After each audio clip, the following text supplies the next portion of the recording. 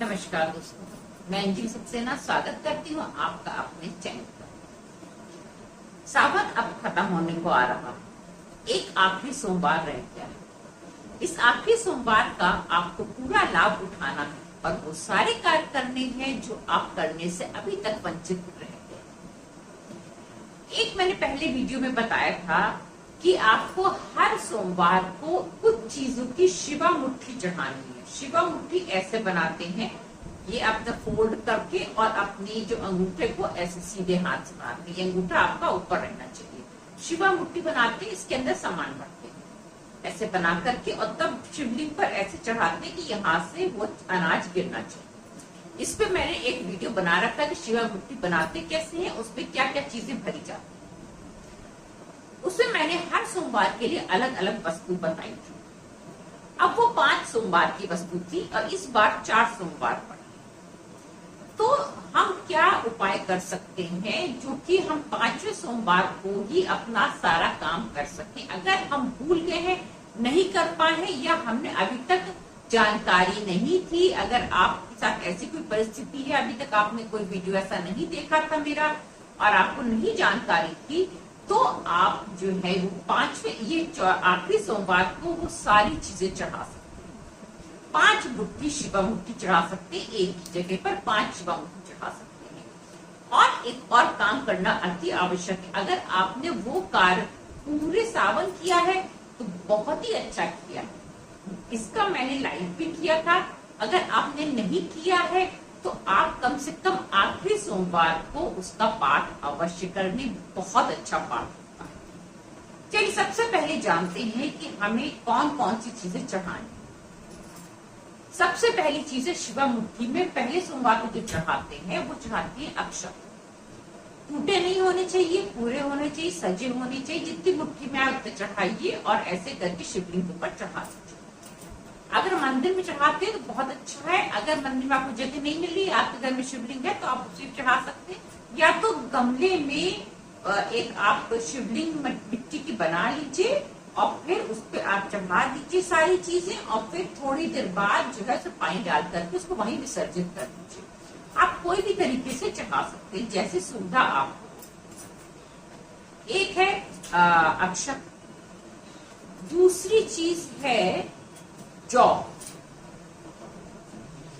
जौ आपको शिवा मुट्ठी में चढ़ाना है। तीसरी चीज है तिल। दूसरे सोमवार को तिल चढ़ाना है, तीसरे सोमवार को जौ चढ़ाना है और हरी मूंग चढ़ानी है और आखिरी सोमवार को आपको सत्तू चढ़ाना। अब अगर जो है आपने ये वीडियो मेरी पहले नहीं देखी, आपको इसकी जानकारी नहीं थी, तो आखिरी सोमवार को आप ये 5 चीजें चढ़ा सकते हैं। और अगर आप पहले से आपने कुछ चढ़ाया है और कुछ शेष रह गया तो वो सब भी आप आखिरी सोमवार को चढ़ा सकते हैं। आप जानते हैं वो उपाय जो आपको करना है अगर आपने अभी तक नहीं किया। उससे पहले कुछ और चीजें भी जान लेते हैं। अगर आप दरिद्रता से परेशान हैं तो उस दिन आप दारिद्र नाशक शिव स्तोत्र का पाठ अवश्य करें। फिर से सुन लीजिए, दारिद्र नाशक शिव स्तोत्र का पाठ अवश्य कर लीजिए। और बाकी तो जो आप चढ़ाते हैं, बेलपत्र चढ़ाते हैं और जो आप धतूरा चढ़ाते हैं, लोग साबित धतूरा चढ़ा देते हैं शिवलिंग के ऊपर। कभी भी साबित धतूरा शिवलिंग के ऊपर नहीं चढ़ाना चाहिए।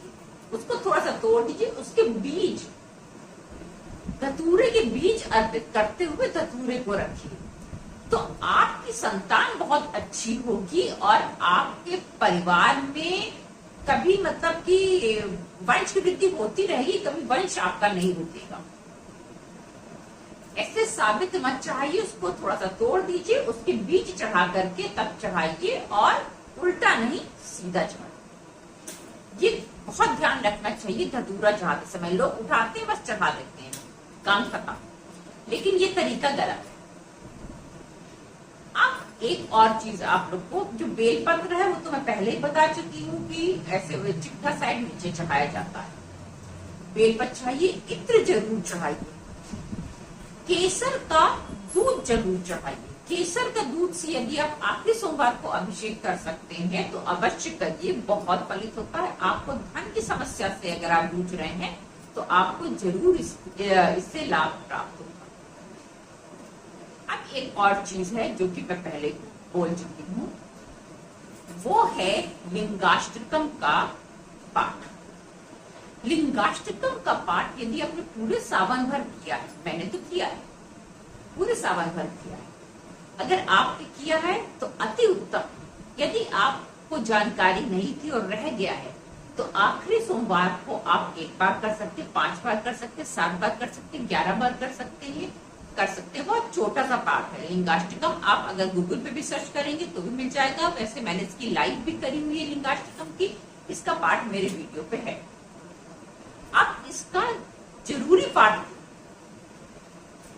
इसमें मैं अभी वीडियो में मैं लगा दूंगी वो पाठ कि इसका जो 7वां अध्याय, 7वां अध्याय नहीं कहेंगे इसको, 7वां श्लोक है, उसमें दिया है अष्ट दारिद्र विनाशक लिंगम तत् प्रणमामि सदाशिव लिंगम। अष्ट दारिद्र का नाश करता है ये लिंगाष्टकम। बहुत बड़े मायने हैं इसके। अष्ट दारिद्र विनाशक लिंगम तत् प्रणमामि सदाशिव लिंगम। पढ़ने में बहुत अच्छा लगता है, बहुत सुकून मिलता है। अब आपको इस अष्ट दारिद्र का मतलब जानना जरूरी है। अष्ट दारिद्र विनाशन लिंगम 8 प्रकार के दरिद्रता को दूर करता है। कौन कौन सी दरिद्रता को दूर करता है? एक है आयु की दरिद्रता को, जिसको आयु की कमी है उसकी आयु की दरिद्रता को दूर करता है। एक है कर्जे की दरिद्रता को दूर करता है, जैसे आपने कमाया तो 1 रुपया खर्चा हो गया, 2 रुपया, 1 रुपया के आप कर्जदार हो गए, तो वो आपकी दरिद्रता को दूर करता है। तीसरी दरिद्रता कौन सी दूर करता है? वो है स्वास्थ्य की दरिद्रता को दूर करता है। स्वास्थ्य की दरिद्रता को दूर करता है। यदि आपका आधे से ज्यादा धन दवाइयों में जा रहा है फिर भी आप ठीक नहीं हो रहे हैं तो आप इसका पाठ करें। आप ये भी कर सकते हैं कि सावन के सोमवार से आप जो आखिरी सोमवार रह गया उस पर शुरू करके और इसका नित्य पाठ करें। आपको बहुत अच्छा इसका फल मिलेगा, बहुत अच्छे रिजल्ट मिलेंगे, बहुत अच्छा पाठ है लिंगाष्टकम। ठीक है, उसके बाद और कौन कौन सी दरिद्रता को दूर करता है? एक होता है कीर्ति की दरिद्रता। कीर्ति का मतलब क्या होता है? मतलब ये कि आपकी कोई तारीफ ही नहीं करता। कीर्ति की दरिद्रता, आपकी कोई कीर्ति, जरूरी नहीं कि आप बहुत बड़े एकदम बन जाएं कि सारी दुनिया आपकी तारीफ करे, लेकिन हाँ अड़ोसी पड़ोसी, आपके रिश्तेदार नातेदार, कोई तो आपको समझे और आपको महत्व दे और आपके गुणों की तारीफ करे। कोई नहीं करता, उसे कहते कीर्ति की दरिद्रता। उसका नाश करती तो अष्ट दारिद्र का नाश करता है। तो एक होता है धन की कमी, धन की दरिद्रता, धन धान्य की दरिद्रता। आप जब देखिए तब आपके घर में धान्य की कमी है, आप अड़ोसी पड़ोसी से कभी नमक मांगने जा रहे हैं, कभी कुछ मांगने जा रहे हैं, तब आपका घर का खाना बन रहा है, तो इसे कहते हैं धन धान्य की दारिद्रता। इसका नाश करता है। फिर है एक और है, वो है शांति की दरिद्रता। आजकल लोगों में शांति नहीं है, एंजाइटी की बहुत ज्यादा प्रॉब्लम होगी, स्ट्रेस रहता है, दिमाग में बिल्कुल भी सुकून नाम की चीज नहीं है, तो शांति की दरिद्रता का नाश करता है। एक है 8वां जो है वो है सफलता। इंसान काम तो बहुत कर रहा है लेकिन सफल नहीं हो पा रहा है और रोज कहता है कि मैंने इतनी मेहनत करी, इतना काम किया, लेकिन कुछ हाथ नहीं लगा, हम फिर असफल हो गए। वो सफलता की दरिद्रता। तो ये जो 8 प्रकार की दरिद्रता होती है इसका नाश करता है लिंगाष्टकम स्तोत्र। बहुत ही महत्वपूर्ण स्तोत्र होता है। यदि आपने सावन भर किया है अति उत्तम। अगर आप नहीं कर पाए हैं तो इस सोमवार से प्रारंभ करके आप उसका पाठ नित्य कर सकते हैं। अष्ट दारिद्र्य विनाशन लिंगम तत्प्रणमामि सदाशिव। बहुत ही अच्छा लगता है इसको, अगर आप सुनेंगे या आप खुद पढ़ने लगेंगे तो इसकी लय भी बहुत अच्छी लगती है, सुनने में बहुत अच्छा लगता है, पढ़ने में बहुत अच्छा लगता है, बहुत शांति मिलती है इसको करने से और बहुत फलित भी होता है। अगर ये जानकारी आपको पसंद आई हो तो एक लाइक अवश्य कीजिएगा, मेरे चैनल को सब्सक्राइब कीजिएगा, नोटिफिकेशन बटन ऑन करके रखिएगा। फिर मिलते हैं अगले वीडियो में, कुछ और अच्छी जानकारियां लेकर के आते हैं और उम्मीद है आप मेरे साथ फिर आएंगे। नमस्कार दोस्तों।